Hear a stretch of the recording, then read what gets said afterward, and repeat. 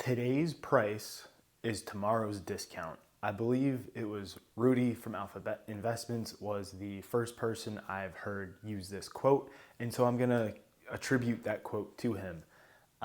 Using that with today's Pokemon market, Pokemon prices, whether or not we're in a bubble, whatever, maybe we talk about that later. But using that to today's Pokemon market, yeah, it makes sense. You know, if you want sealed cases, they're super hard to get and they're super expensive.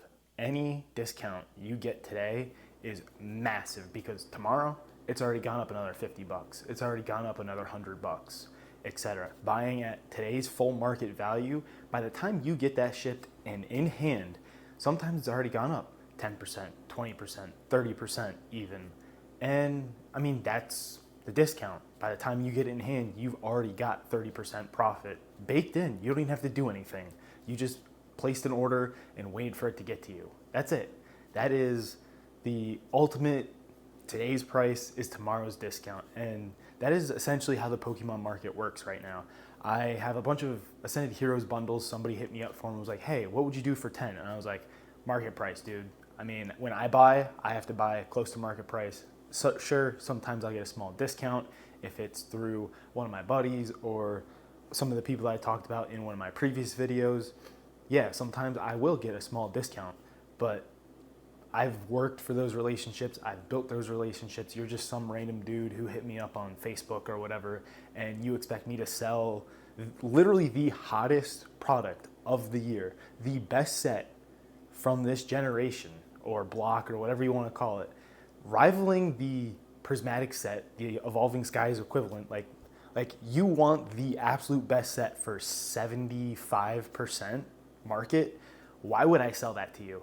And like, it just doesn't make sense. People want discounts on S tier products, but then they don't want the C tier products at all. They don't even want them for 90% or 85% or anything like that. So no, I'm not gonna take that. Nobody will. What's going through your mind when you make an offer like that really blows my shit. Like, what?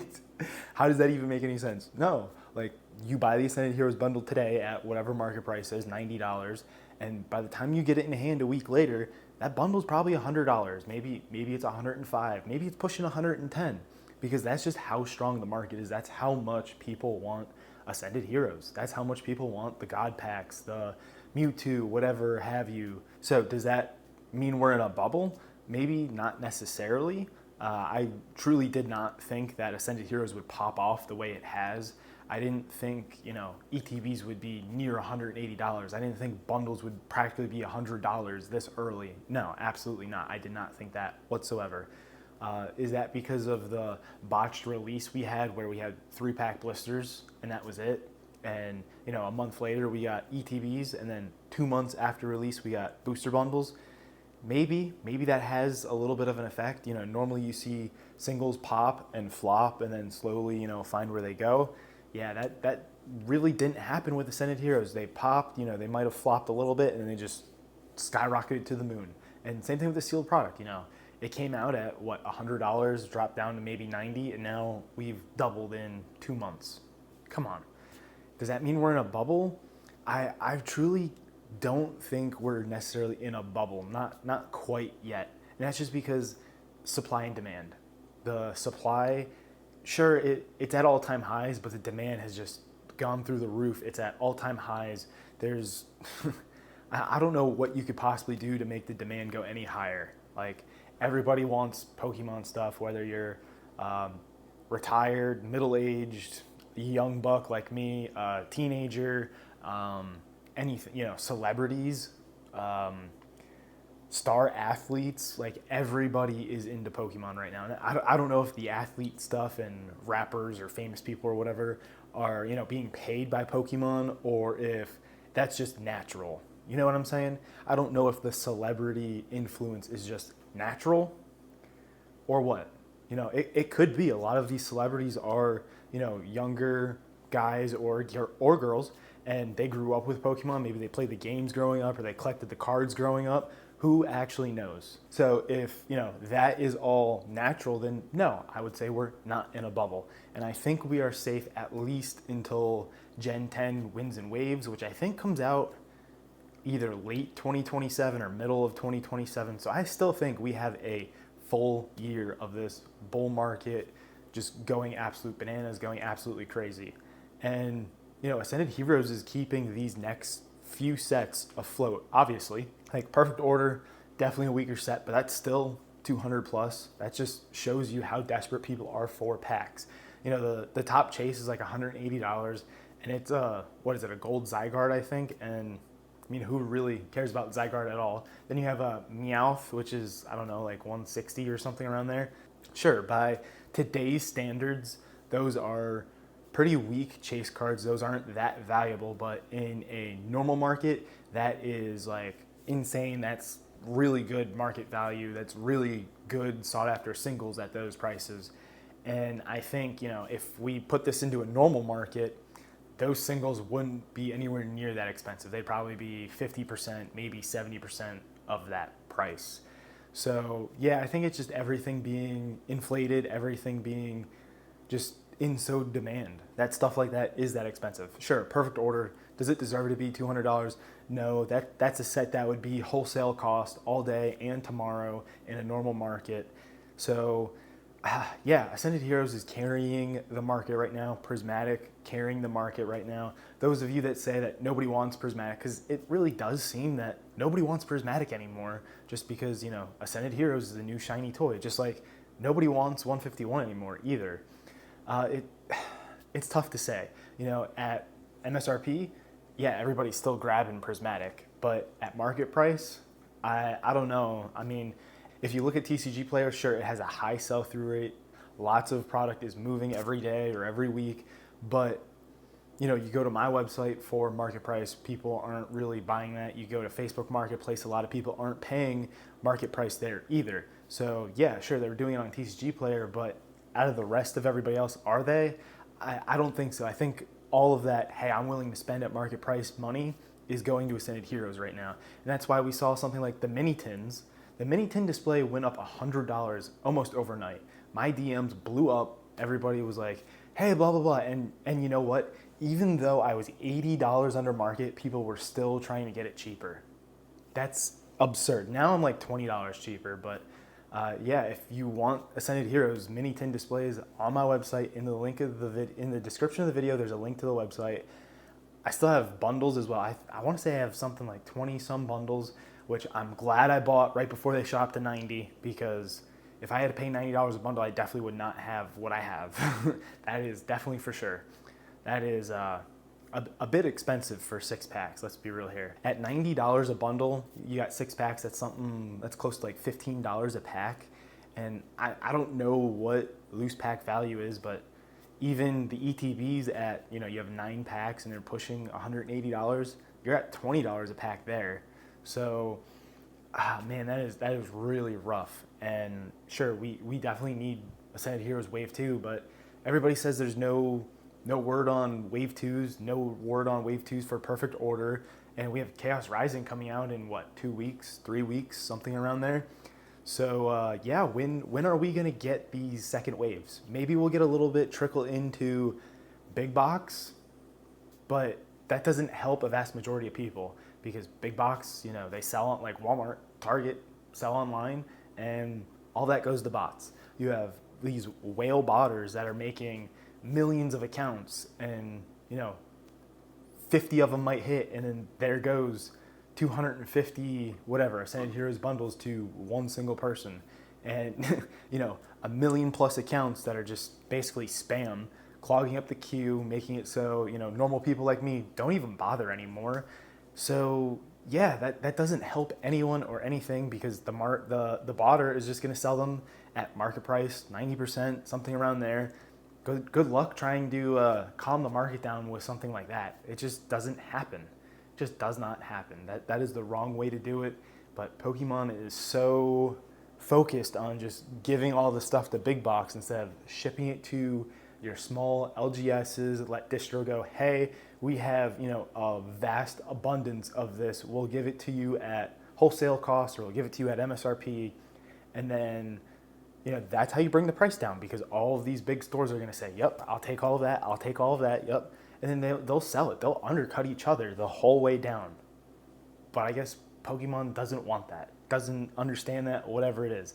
So is it artificially inflated? I still don't think so, because if it was, you wouldn't have all these people showing up at big box stores, clearing out the shelves 24/7. You wouldn't have distro and all these shops selling at market or above, because they would know, hey, we're getting more supply. I don't need to sell it this expensive, but they have to. They don't really have much of a choice, do they? So to me, no, we're not in a bubble. It is simply supply and demand is 2, 3, 4 times as much as supply is. And Pokemon has came out and said, hey, we're printing like crazy as much as we can. And we see a lot of that in the quality control with English Pokemon. You have so many crazy cards that are off-centered, that aren't going to grade well, that come dinged or creased right out of the packs. We see all these error cards, crimps, all sorts of stuff. So that is all signs of a factory just being worked, I don't want to say worked to death, but essentially being worked at maximum capacity. And when does that Morrisville's print facility come up, Millennium Print Group? Is that 2027, late 2027, early 2028? Yeah, that, what I said earlier in the video, I think we're fine until Winds and Waves. When that comes out, maybe everybody goes, oh, all the starters suck. Similar to what they did to Paldea when Gen 9 started. Everybody said, oh, this new generation sucks. Oh, silver borders, this sucks. Everybody wanted the yellow borders. Nobody cared about the new generation because it sucked. Now everybody's like, dang, Scarlet and Violet's expensive. Dang, Scarlet and Violet's good. Mega Evolution's good. Even though we didn't get, it's not really a new generation. It's just like another block.